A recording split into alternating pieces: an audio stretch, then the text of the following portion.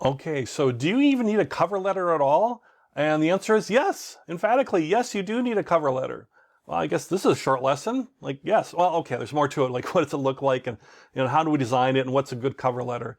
But yes, you do need a cover letter. A lot of times when you're applying, especially online, it might say just fill out the application, and then it say, optionally, upload supporting materials such as your resume or CV.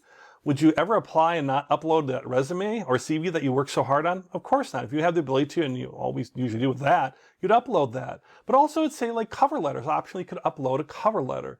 And that's something you want to do as well, because the cover letter lets you speak real directly to that job posting, to that recruiting or hire manager, because this is something that's going to be very customizable. You could take something, we're going to create a template. I'm going to show you some design stuff where you could take that template and then you might just switch out a couple things for each cover letter. So it's essentially the same, but it's just slightly tweaked or changed. So you don't have to rewrite it every single time. That's kind of tedious.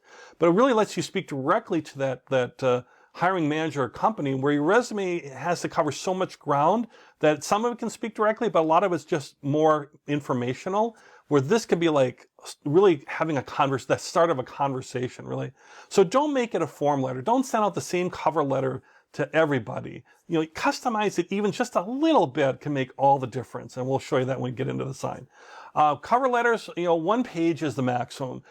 Some things like a resume or CV, we talk about, well, if you got a lot of experience, you can maybe go to 2 pages, but 1 page is preferred. Certainly CV might be able to go a little bit further, but for a cover letter, never more than 1 page. It's just an introduction to you, having a couple highlights, that kind of stuff. So 1 page max for sure. But I've got so much to say. Well, don't worry. Your resume says a lot of stuff. Your job application says a lot of stuff. Your CV, if you're doing that, has lots of stuff. But right now for a cover letter, if people are spending like 7.4 seconds reviewing a resume or CV, they're not going to spend even more than that time on a cover letter. But cover letters can be very, very important. Don't let me minimize it. I think they can be very important. One thing on a cover letter too is don't forget to have all your contact information on there too.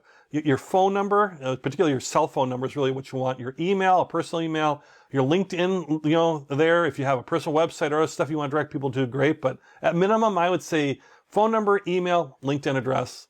That's what you want to have in your cover letter. You want to have that easily accessible in all the documentation or anything you might be sharing, so it's always easy to find. And it looks professional and good as well too.